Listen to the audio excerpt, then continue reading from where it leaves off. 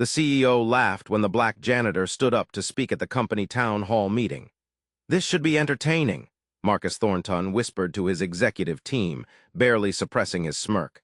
"Let's hear what the cleaning staff has to say about corporate strategy." Robert Hayes had been working as a night janitor at Thornton Industries for exactly 6 weeks. At 48 years old, he arrived every evening at 9 p.m., long after the executives and managers had gone home to their suburban mansions. He cleaned their offices, emptied their trash bins, and scrubbed the floors where billion-dollar deals were made during daylight hours. But on that Wednesday afternoon, the quarterly town hall meeting had been moved to an unusual evening slot to accommodate overseas investors. For the first time since Robert started working there, he found himself in the building during a company-wide gathering. "We value input from all levels of our organization," Marcus announced from the stage, his $5,000 suit perfectly tailored, his smile practiced and hollow. "Does anyone have questions or comments about our new strategic direction?" The 200 employees in the auditorium sat in uncomfortable silence. Everyone knew that Marcus didn't actually want input. He wanted validation. He wanted applause for the restructuring plan that would eliminate 30% of the workforce while padding executive bonuses. Robert had been standing in the back, leaning on his mop, listening to the presentation with growing discomfort. The numbers Marcus was presenting didn't add up. The projections were wildly optimistic. The cost-cutting measures would devastate employee morale and ultimately destroy the company culture that had made Thornton Industries successful in the first place. He raised his hand slowly. Marcus squinted toward the back of the auditorium, barely able to see past the bright stage lights. "Yes, someone in the back." Robert stepped forward into the aisle, his janitor's uniform clearly visible under the fluorescent lights. A ripple of surprise moved through the crowd. Several executives exchanged amused glances. "Mr. Thornton," Robert said, his voice calm and measured, "I have some concerns about the financial projections you just presented." The silence that followed was deafening. A janitor questioning the CEO's strategic plan. Several people actually laughed out loud. Marcus's smile widened, but his eyes turned cold. "I'm sorry, and you are?" Marcus asked, though his tone suggested he didn't actually care about the answer. "Robert Hayes, sir. I work on the night cleaning crew." More laughter rippled through the audience. Marcus held up his hand in a gesture of mock patience, like a teacher indulging a slow student. "Robert, I appreciate your enthusiasm, but these are complex financial models developed by our strategy team. They've spent months analyzing market conditions, competitive dynamics, and growth opportunities. I'm not sure someone in your position would have the background to evaluate them." The condescension in his voice was unmistakable. Several employees shifted uncomfortably in their seats. A young woman in the third row, Jennifer Chen, the new director of human resources, felt her stomach tighten. She had seen this pattern before in other companies, the casual dismissal of people based on their job titles rather than their ideas. "With respect, sir," Robert continued, seemingly unaffected by the dismissal, "your projected revenue growth of 40% in the next fiscal year assumes market conditions that don't exist. The data you're citing from the Henderson report is actually from 2019, before the market correction. Using current data, your growth projections are off by at least 25%. The laughter stopped. Marcus's smile faltered for just a moment. How did a janitor know about the Henderson report? "Furthermore," Robert continued, taking another step forward, "the cost savings you're projecting from the workforce reduction don't account for the institutional knowledge you'll lose. Based on the departments you're targeting, you're about to eliminate 15 people who collectively hold 180 years of experience with your key clients. The cost of rebuilding those relationships will far exceed the salary savings." Marcus felt a flash of irritation. This was supposed to be a rubber stamp meeting, not a genuine discussion. "That's an interesting theory, Robert, but I think I'll trust the analysis from my Harvard-educated strategy team rather than observations from someone who cleans offices for a living." The insult hung in the air like toxic smoke. Several employees gasped audibly. Jennifer Chen pulled out her phone and started taking notes. This was exactly the kind of workplace discrimination she had been hired to address. Robert remained calm, but something shifted in his posture. His shoulders straightened slightly. His voice took on a different quality, not louder, but somehow more authoritative. Mr. Thornton, I'm not trying to embarrass you. I'm trying to save your company from a catastrophic mistake. Your strategy team is excellent at building financial models, but they're missing the human element. They're treating your employees as line items on a spreadsheet rather than the actual foundation of your business. Thank you for your input, Marcus said dismissively, turning back to his presentation. Now, if there are any relevant questions from people who actually understand corporate strategy. Your CFO is cooking the books. The words cut through the auditorium like a knife. Marcus froze, his hand hovering over the presentation remote. Every person in the room turned to stare at Robert. Excuse me, Marcus said slowly, his voice dangerously quiet. Your chief financial officer, David Reeves, Robert continued, his voice steady. He's been systematically manipulating the quarterly reports to hide declining revenue in your core business units. The growth you think you're seeing in the Asian markets, it's accounting fiction. He's recognizing revenue early, deferring expenses, and using shell companies to create the illusion of expansion. Marcus felt the blood drain from his face. David Reeves was sitting in the front row, and Marcus could see his CFO's face had gone pale. That's a serious accusation, Robert. I hope you have evidence to back it up, or you're looking at a lawsuit for defamation. I have evidence, Robert said simply. Every night for the past 6 weeks, I've been cleaning Mr. Reeves's office. 3 weeks ago, I noticed he was shredding documents after hours. Unusual documents. Financial statements that didn't match the official reports. I started photographing them before they went into the shredder. The auditorium erupted in chaos. Employees were whispering frantically to each other. David Reeves stood up abruptly, his face red. This is absurd. Marcus, are you going to let some janitor make wild accusations without any proof? I have 47 photographs, Robert said calmly, pulling out his phone. I've already sent them to the SEC, the FBI's Financial Crimes Division, and 3 investigative journalists. I imagine you'll be hearing from them within the next 48 hours. Marcus felt the room spinning.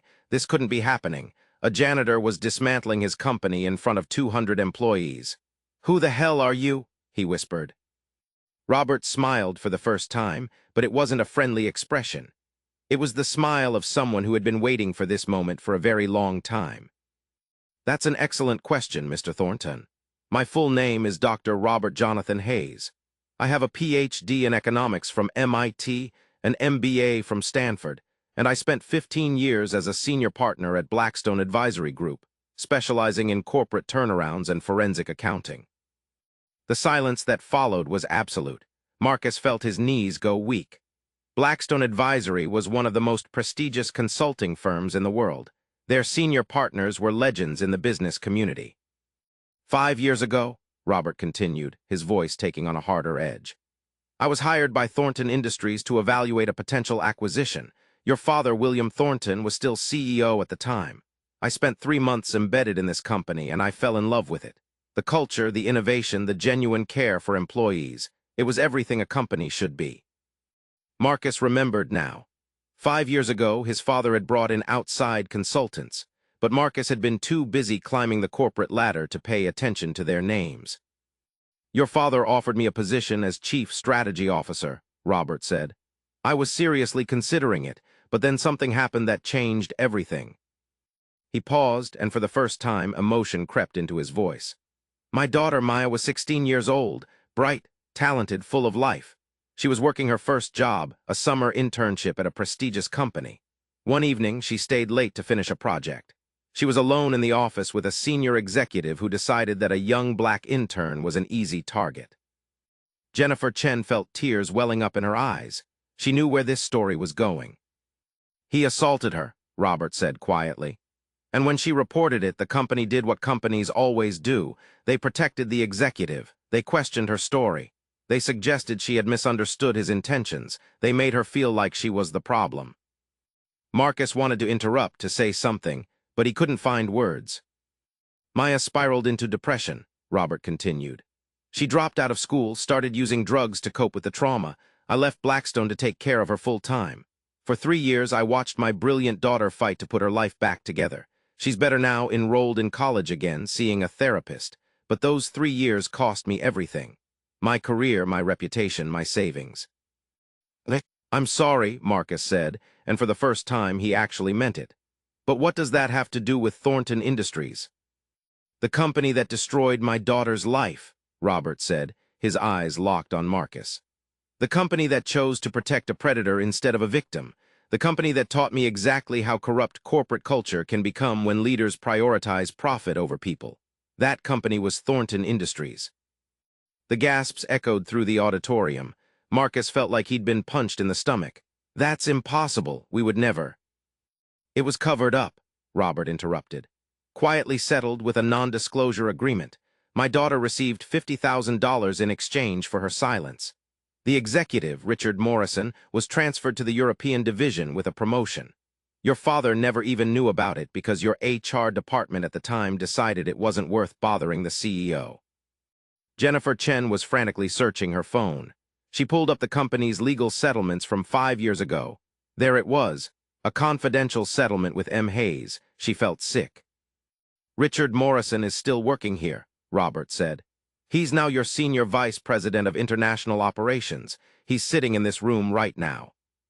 Every head turned toward the left side of the auditorium, where Richard Morrison was slowly standing up, his face ashen.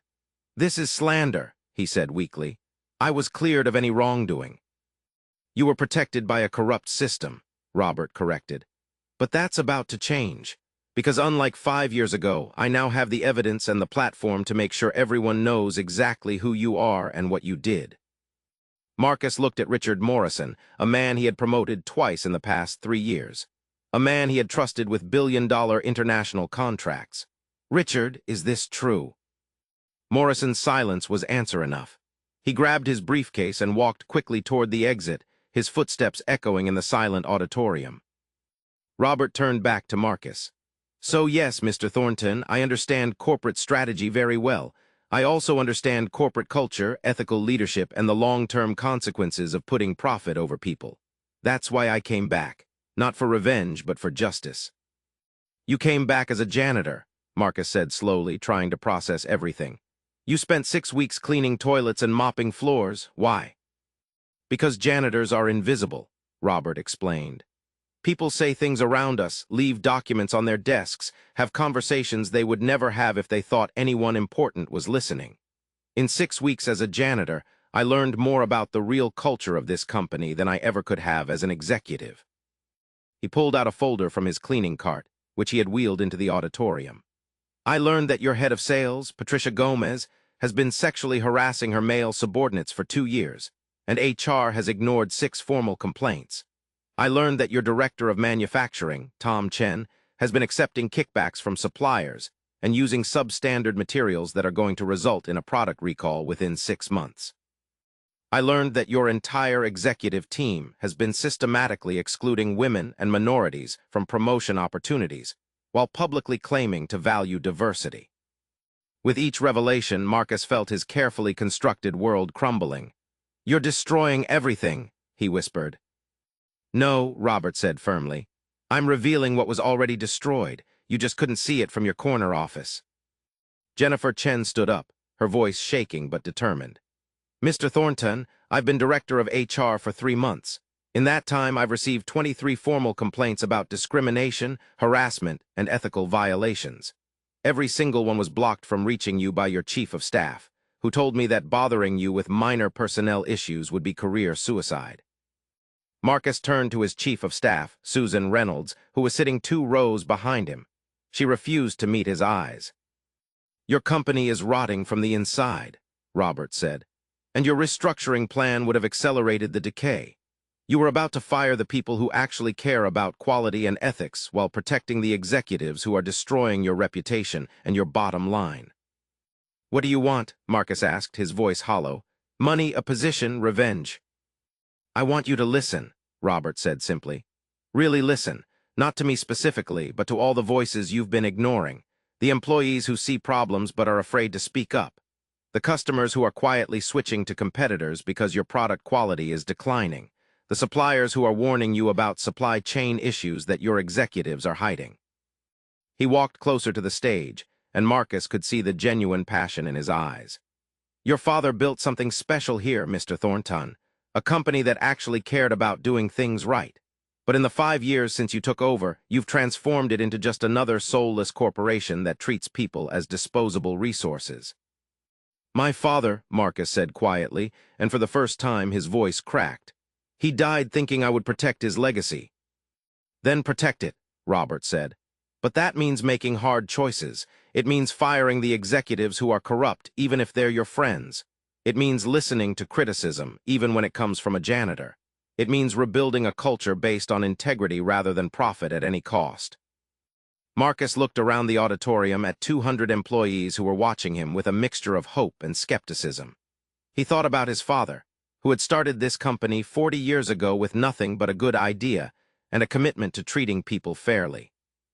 You're right, Marcus said finally, his voice barely audible. Then, louder, you're right. I've been a terrible CEO. I've been so focused on stock prices and quarterly earnings that I forgot what actually makes a company valuable. He turned to David Reeves. David, you're fired. Security will escort you out. If Robert's allegations are true, you'll be hearing from our lawyers and the authorities. Reeves stood up, his face red with anger and humiliation, but he didn't say anything. He just walked out, followed by 2 security guards. Patricia Gomez, Tom Chen, Susan Reynolds, Marcus continued, his voice growing stronger. You're all on immediate administrative leave pending investigation. If the allegations against you are substantiated, you're done here. One by one, the named executives stood up and left, some angry, some ashamed, all silent. Marcus turned back to Robert. I can't undo the past. I can't give your daughter back the years that were stolen from her. But I can try to make sure it never happens again, not here, not on my watch. That's a start, Robert acknowledged. I want to hire you, Marcus said suddenly. Not as a janitor, as chief ethics officer, full executive authority to investigate any complaint, access to all company records, direct reporting to me and the board. Name your salary. Robert smiled but shook his head. I appreciate the offer, Mr. Thornton, but I'm not interested in another corporate position. I like my quiet life. I like being invisible. I like being underestimated. Then what? Marcus asked, genuinely confused. You exposed all of this just to walk away. I exposed it because it needed to be exposed, Robert said. What you do with the information is up to you. But I'll give you one piece of free advice. Promote Jennifer Chen. Make her your chief people officer with real authority. She's been trying to fix these problems for months, but your old guard kept blocking her. Give her the power to actually make changes. Jennifer Chen felt every eye in the room turn to her. She stood up slowly, her heart pounding. I accept, she said, her voice steady. And my first recommendation is that we cancel the restructuring plan and instead invest in ethics training, transparent promotion processes, and an independent hotline for reporting violations. Marcus nodded slowly. Done. What else? We need to review every settlement agreement from the past 10 years, Jennifer continued, gaining confidence. Anyone who was silenced needs to be released from their NDA and offered proper support. We need to make this right. Agreed, Marcus said. He looked back at Robert. Is there anything I can do for your daughter? Anything at all? Robert considered for a moment. Actually, yes. Maya is studying business ethics now. She wants to help other survivors navigate corporate systems. If you're serious about changing the culture here, hire her as a consultant. Pay her what she's worth. And most importantly, actually listen to what she has to say. Consider it done, Marcus said immediately. And Robert, I know you don't want a position here, but would you be willing to serve on our ethics advisory board? Meet quarterly, review our progress, keep us honest. Robert smiled. I'll think about it, but I'm keeping my janitor position. Like I said, you learn a lot when people think you're invisible. The meeting ended not with applause, but with stunned silence. As people filed out of the auditorium, they weren't talking about restructuring or cost savings. They were talking about courage, accountability, and the possibility that maybe, just maybe, their company could actually change. 3 months later, Thornton Industries looked very different. 8 senior executives had been fired after investigations confirmed Robert's allegations. David Reeves was facing federal charges for securities fraud. Richard Morrison had resigned and was being sued by 3 other former employees who had come forward after Maya Hayes publicly shared her story. Jennifer Chen, now Chief People Officer, had implemented a comprehensive ethics program. Employee satisfaction scores had increased by 40%. Customer complaints had dropped by 60%. And surprisingly, despite the chaos of the transition, revenue was actually up 12%. Marcus Thornton was in his office late one evening when he heard the familiar sound of a cleaning cart in the hallway. Robert Hayes appeared in his doorway, mop in hand. "Working late, Mr. Thornton?" Robert asked with a slight smile. "Trying to fix everything I broke," Marcus admitted. "It's harder than I thought." "It always is," Robert said. "But you're doing better than I expected. The new ethics hotline is getting real complaints and you're actually addressing them. That's progress." "I wanted to thank you," Marcus said. "For not destroying the company, you could have. You had enough evidence to bring us down completely." Robert leaned on his mop, considering. "Destruction is easy. Transformation is hard. Your father built something worth saving. I just wanted to make sure it survived long enough to remember its original purpose." "My father would have liked you," Marcus said quietly. "I liked him," Robert replied. "He was one of the few CEOs I ever met who actually cared more about his people than his profit margins. That's why it hurts so much when the company failed your daughter." "We're making it right," Marcus said. "Maya's consulting work has been invaluable. She's helping us redesign our entire approach to workplace safety and harassment prevention. And she's tough. She doesn't let us get away with anything." "She gets that from her mother," Robert said with a proud smile. As Robert turned to continue his cleaning rounds, Marcus called after him. "Robert, why did you really come back? I know you said justice, but there's more to it than that, isn't there?" Robert paused, his back still turned. "My daughter asked me once why I gave up on trying to change things, why I just walked away from the corporate world instead of fighting to make it better. I didn't have a good answer, so I decided to find one." "And did you?" Marcus asked. Robert turned around, and his expression was thoughtful. "I learned that change doesn't come from the top down or the bottom up. It comes from truth. Someone has to be willing to speak it, regardless of the consequences. That night in the town hall, I wasn't trying to destroy you. I was trying to force everyone in that room to confront reality." "Well, it worked," Marcus said. "Painfully, but it worked." "Good," Robert said. "Because the real test isn't whether you can handle one crisis. It's whether you can maintain integrity when things get comfortable again. When profits are up and everyone wants to go back to the old ways, that's when leadership actually matters." Marcus nodded slowly. "I'll try not to disappoint you." "Don't try not to disappoint me," Robert corrected gently. "Try not to disappoint yourself, or your father's memory, or the 3,000 people who depend on this company for their livelihoods. That's the weight of real leadership." As Robert disappeared down the hallway, Marcus sat alone in his office, thinking about everything that had changed in 3 months. A janitor had walked into a town hall meeting and dismantled his entire world view in 20 minutes. But in doing so, he had also given Marcus something precious, a chance to become the leader he should have been all along. The next morning, Marcus called an all-hands meeting. Every employee, from the executive suite to the cleaning crew, was invited. When Robert Hayes walked in wearing his janitor's uniform, Marcus asked him to sit in the front row. "3 months ago," Marcus began, "a man stood up in this auditorium and told me truths I didn't want to hear. He exposed corruption, challenged my assumptions, and forced me to confront the reality of what this company had become. That man was introduced to me as Robert Hayes, janitor. But his real title should have been Robert Hayes, the conscience we desperately needed." He gestured to Robert. "Dr. Hayes has declined multiple offers to join our executive team. He prefers to remain in his current position, which he says gives him a unique perspective on our real culture. I've come to understand that he's right. The view from the corner office isn't always the most accurate one." Marcus pulled out a document. "So I'm announcing a new policy, effective immediately. Every executive at this company, including me, will spend 1 week per quarter working in a different department. Not observing, actually working. Cleaning, manufacturing, customer service, whatever needs to be done. Because if we're not willing to do every job in this company, we have no business leading the people who do them every day." The response was mixed. Some employees applauded enthusiastically, others looked skeptical. The remaining executives looked horrified. But Marcus didn't care about their comfort anymore. He had learned that real leadership meant being willing to be uncomfortable, to be challenged, to be wrong. As the meeting ended, Robert approached him. "That was a good speech, Mr. Thornton." "Will it be enough?" Marcus asked. "That depends," Robert said. Are you doing it because it sounds good or because you actually believe it?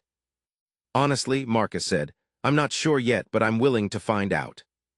Robert smiled.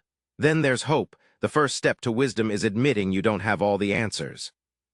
6 months after that fateful town hall meeting, Thornton Industries was featured in a major business magazine article titled, "The Janitor Who Saved a Fortune 500 Company." The story detailed how one man's courage to speak truth to power had triggered a complete cultural transformation. Maya Hayes was interviewed for the article. "My father taught me that dignity isn't about your job title," she said. "It's about having the courage to stand up for what's right, even when everyone is laughing at you, especially when everyone is laughing at you." Marcus Thornton was also interviewed. "I thought I knew everything about running a company," he admitted. "It took a janitor to teach me that the most important business metric isn't profit, it's integrity. Without that, everything else eventually collapses." The article concluded with a photo of Robert Hayes, mop in hand, standing in the lobby of Thornton Industries. The caption read, "Some heroes wear capes, some wear janitor uniforms, all of them have the courage to speak truth when silence would be easier." Robert never did join the executive team. He continued working as a night janitor, arriving at 9 p.m. and leaving at 5 a.m. But now, employees at every level knew who he really was. They would stop him in the hallways to ask advice, to share concerns, to report problems they were afraid to take to management. He became an unofficial ombudsman, a trusted voice who could move between worlds that normally never intersected. And Marcus, true to his word, listened to every concern Robert brought to him, no matter how uncomfortable. The company wasn't perfect. Transformation never is. There were setbacks and resistance and moments when it seemed easier to slip back into old patterns. But something fundamental had changed that night when a CEO laughed at a janitor's speech and learned that wisdom doesn't respect job titles. Sometimes justice comes quietly, in the form of a man with a mop who refuses to be invisible. Sometimes the greatest leaders are the ones who have the humility to learn from the people they once dismissed. And sometimes, the most powerful thing you can do is simply tell the truth and let it transform everything it touches.